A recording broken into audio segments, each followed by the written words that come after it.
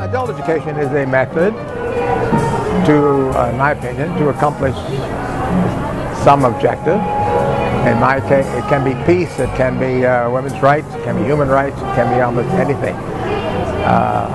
It's a vague term in itself. I mean, it means education for adults, but it's not too significant for me unless it has some purpose. It's got to have some reason for being an adult educator. Everybody, in whatever setting they're involved in, engages in adult education, whether they're working or they're involved in a community and in their families, in their reflections, in their lives as a whole. In some ways they are engaging with other adults and they are engaging in processes of social change, and that's essentially what adult education is. I mean, sure, learning is important, but learning is important for everybody, whether you're an adult educator or whether you're a farmer or a worker or whoever. Adult education is one of the great practices in the world of teaching people the skills and capacities to have control and to make changes in their life. That is about empowering adults to have the skills, passions, courage, desire to change their world for the better, within an understanding of the inequities and inequalities of power rooted in history and rooted in analyses that show that there has been a systematic oppression of peoples based on various categories like class, gender, to say the least, amongst others. So that adult education is one of the great interveners, one of the great focuses that brings energy to the resistance against oppression.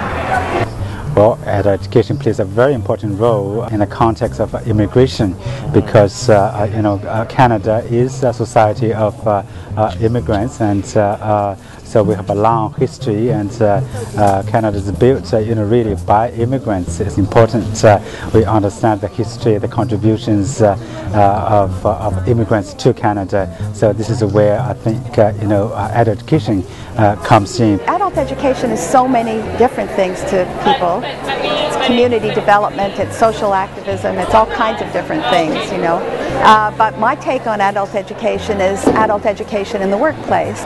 More and more these days, people are of value because of what they're learning in the workplace, and the value to them of the workplace is what they're learning and how they're developing and changing. They change jobs, but they take what they learn with them. In my field, we try to make workplaces more humane and more effective for the people who are in them, as well as for the organization, trying to put those two together. Ultimately, the purpose of adult education is to provide intentional intervention in our lives and to help us to think critically about the way we live and why we choose to live in particular ways. That's what I would like to think the purpose of adult education is. I think it actually has a couple of different purposes socially. Sometimes it's for purposes of resistance and transformation, and sometimes it's for purposes of conformity and reproduction of already existing social relations. And so I think one of the things that I've enjoyed about studying adult education is learning about the relationship between those two seemingly contradictory purposes. My particular area of adult education really is around mobilizing adult learners, both here and around the world. I often think that I describe adult education as a banquet, a feast. It has so many different offerings. But there was one empty seat at the table for many years, and it was the actual learner. And again, whether they're a literacy learner or a young man or woman in our colleges or universities, that voice has really been missing. We believe actually it should be central to that table. Adult education is first and foremost about inculcating in adult learners a sense of critical thinking and I think a desire to question the status quo, to understand better the power relationships that inform both the learning environment and the workplace. Adult educators as professions has traditionally been seen as not as professional as other institutional educators.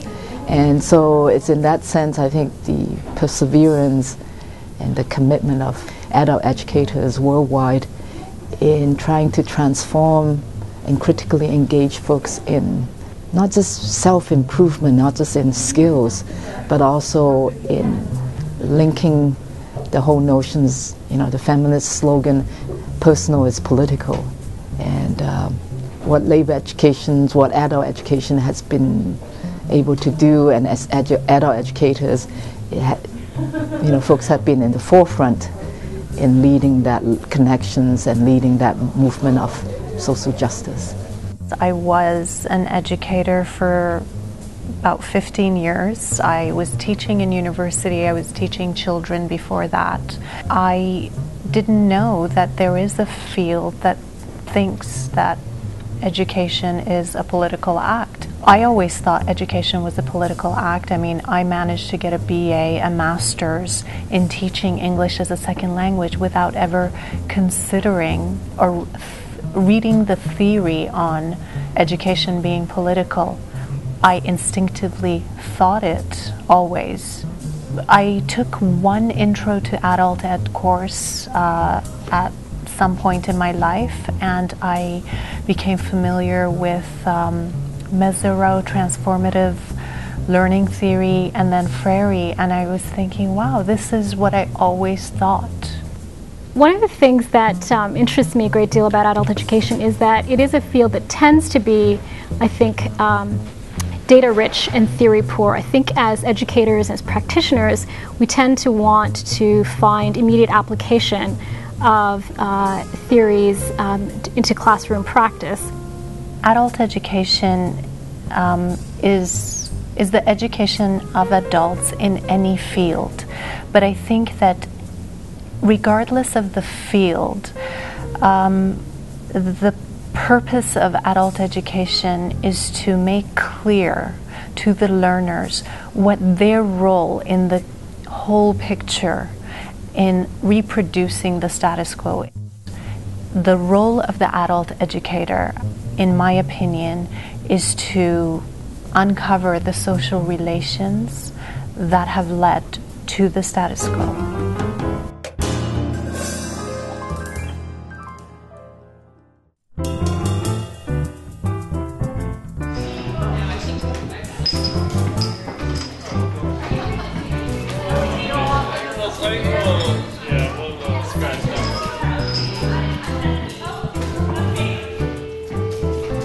Well, I'm Bud Hall, and I'm the MC for the 30th anniversary celebrations. I used to live and work at OISE, and was in the adult education department for quite a few years. I guess I'm delighted to be here on this 30th anniversary of CASAE. I think the association has been incredibly important in the lives of all adult educators, certainly in Canada and globally. This is my second time that I'm attending CASAE conference, and I'm glad that we at University of Toronto OISE are hosting it, and I'm privileged to be part of the 30th anniversary of CASAE.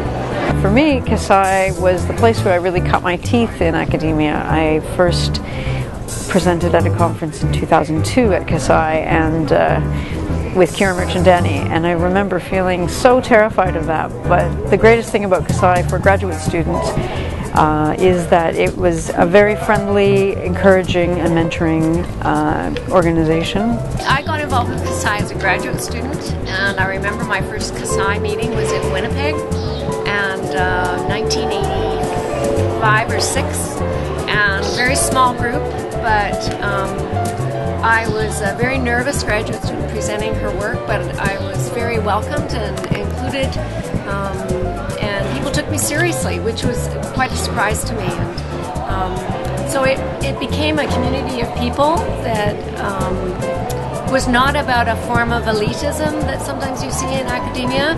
It was really about building a network and also welcoming quite a diversity of perspectives and views on the topic of adult education.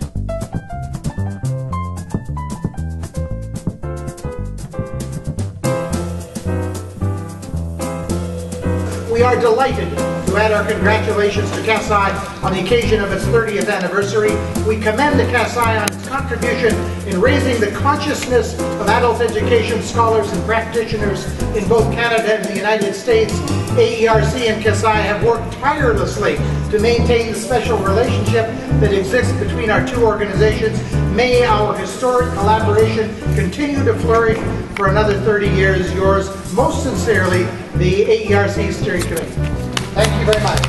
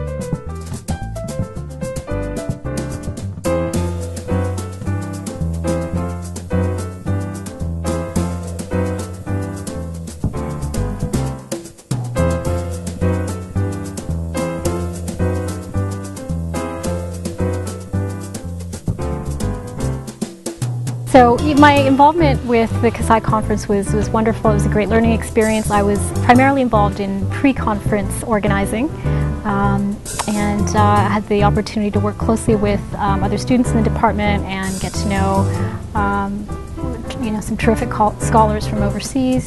So it was a great experience all around.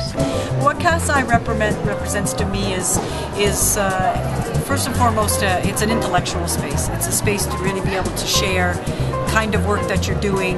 You can talk with some people about it, but there's not a lot of spaces where you can talk about and share your work. And working in the academy is a lot of administrative work. It's a lot of complaining about the academy.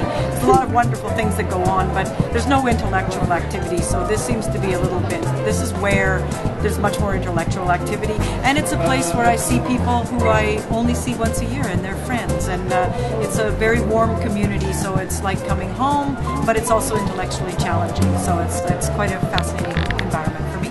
I really enjoyed the conference here at CASAE this weekend. I think CASAE is a very important organization, especially during this current political situation. And I think that we need people to understand what are the issues, although people understand what are the issues generally, but we need to be able to discuss methods and ways to be more effective, as well as understand what are the challenges out there we are all facing.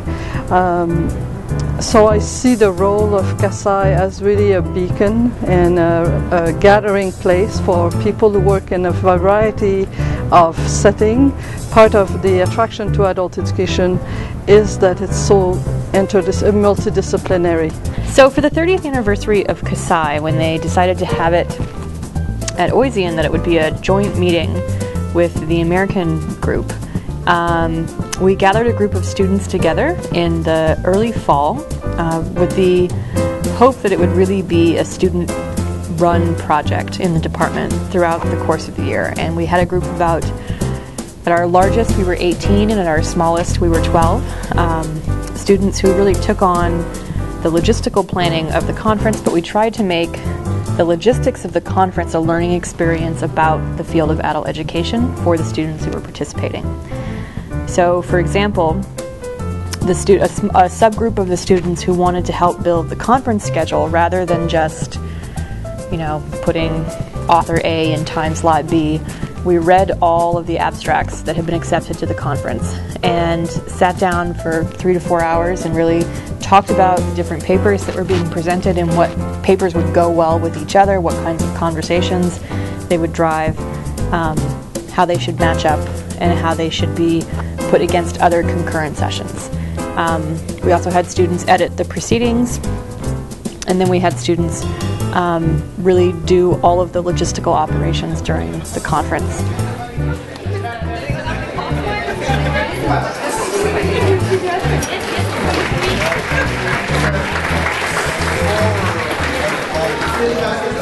Is it the same?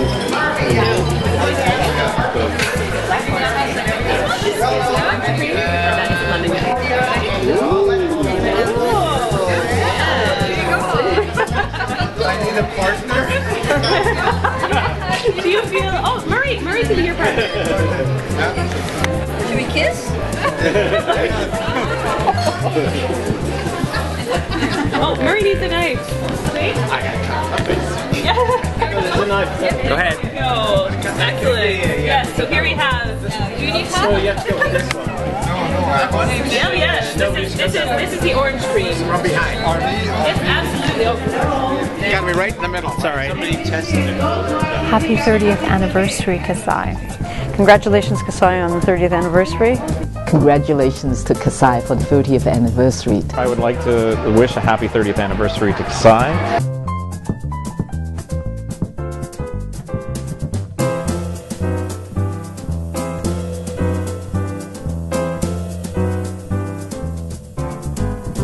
Congratulations to CASAE, to all of its members, past and present, and looking forward to another 30 years of a very strong CASAE. Congratulations to CASAE members on the 30th anniversary. I want to say happy birthday, CASAE. And I wish CASAE many, many years of happiness, and we need a strong adult education movement, and CASAE has got a tremendous role in the future in doing all this work.